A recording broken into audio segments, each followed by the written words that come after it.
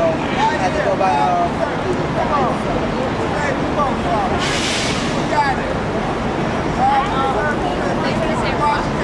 post office.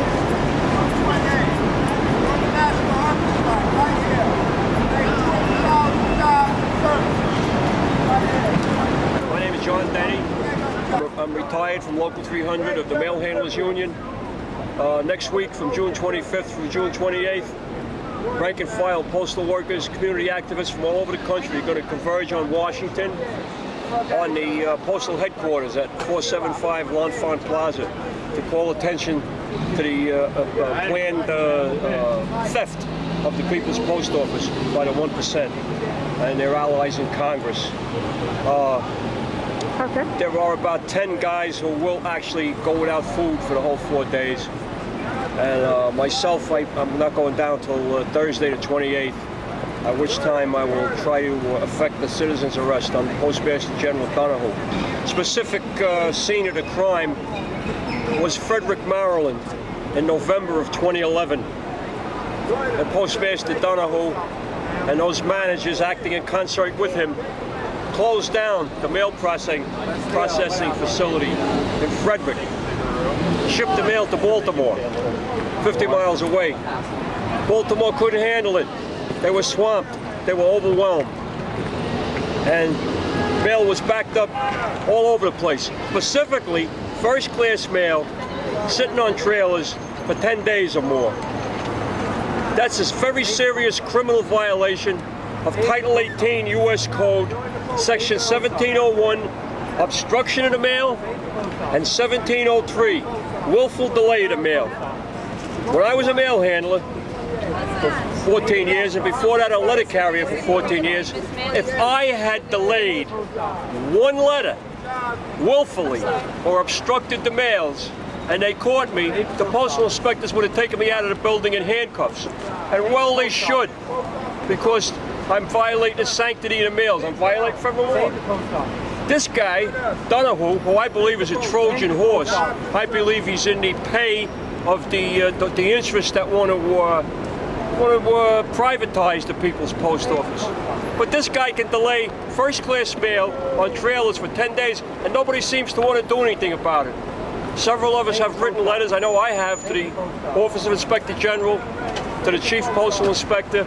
I've written to the U.S. Attorney for the District in Maryland, and they keep bouncing it around. The guy's still loose. And what he wants to do, this crime is going to be replicated 229 times over the next couple of years, because what happened in Frederick is going to be repeated all over the country when Donahoe and his people start closing these mail processing centers. They're planning to close half of our nation's mail processing centers, a system that took decades to build. They're going to close it down in a couple of years.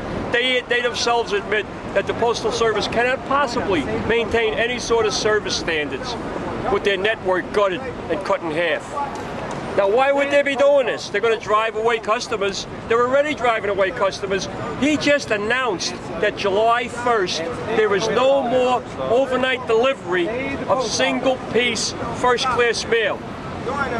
That's a big thing. That's the first domino in the falling down of the service standards. People complain about slow mail. If right now the standard from, let's say, from Manhattan to Manhattan is overnight, July 1st, it's not going to be anymore. This is going to ripple out, and he's going to degrade the standards even further. It's going to be 2 days to get a letter delivered, 3 days to get a letter delivered, 4 days, a week. My name is Sharon Eolas. I work for Community Labor United for Postal Jobs and Services, as you can see on my sign. When was that group formed? That group was formed in the past year. And we've had several demonstrations, both here Community Labor, how did that come together? It came together because we're people who are concerned about the job loss at the post office and the community's involvement, because it's communities, especially in the Bronx, where they're going to close 17 post offices in the next period of time. In Chelsea, 2 post offices are being closed. Oh, which ones? The one on 18th Street between 7th and 8th Avenue, and the one on 9th Avenue and 15th Street. When are those closing? They're on the closing list as of right now. We don't know when? I don't know. it looks like what's happening is the actual announcement of the formal closings is going to come after the elections in November. Oh, okay. But it's already more than rumored. It's fact that they're already closing facilities, especially the plants, where the mail is sorted and then sent back out to the boroughs. Right. It used to be every borough had the sorting done in their individual borough, and then the mail carriers picked up the mail and got it out. Now the mail, some of those plants are closed, and they're bringing it either into Manhattan or to a different borough for the sorting, and the mail carriers have to wait till it comes back out before they can do their routes. Very inefficient. Not only very inefficient, it means a mail carrier comes in at 7 or 8 in the morning, and he doesn't get mail to go out till maybe noon or later, and then he's there till 7 or 8 at night trying to do his mail route, which is required to do. What do you think the strike will accomplish? What? Tell me What do you think the hunger strike will accomplish? Well, I hope it will put the issue on the map. The hunger strike is saying this is what you're doing to the postal workers, putting them on red lines because you're taking away their jobs. You're talking about taking away 200,000 postal jobs, and that's the beginning of it.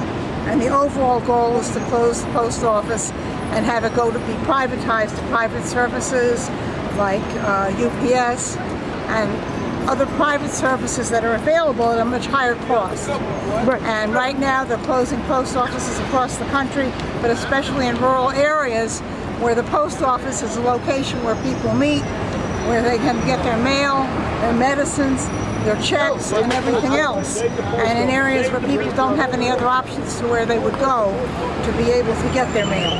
What neighborhood do you live in? I live in the Chelsea neighborhood. They want to shut this down? Not this one, but they closed 34 post offices in New York. They already cut this hours here from 24 to about 9. So if they closed 34 more post offices, you can imagine what kind of service you're going to have. And they're trying to get rid of Saturday mail, which is going to mean that you're going to have a problem with your medicine and problem with another workforce being cut. So if they cut 34 in New York, 17 in the Bronx, that's what they're planning on doing here. Now, whose idea is this?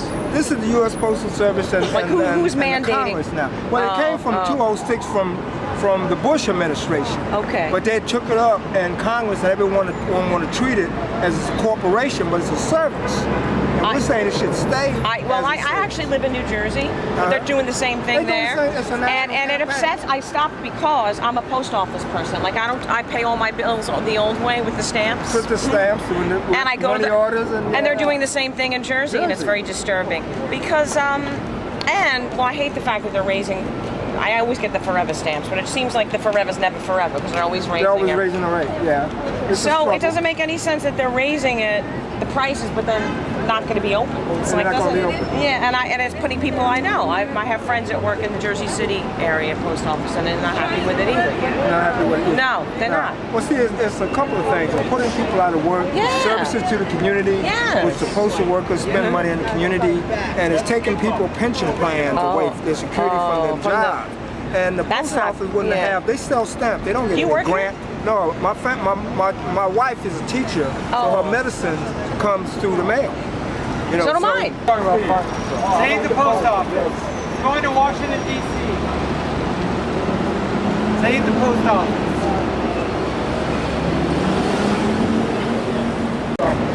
Save the postal service.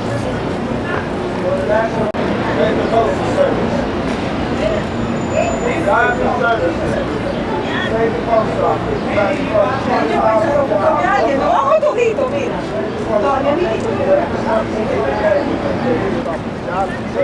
Join us.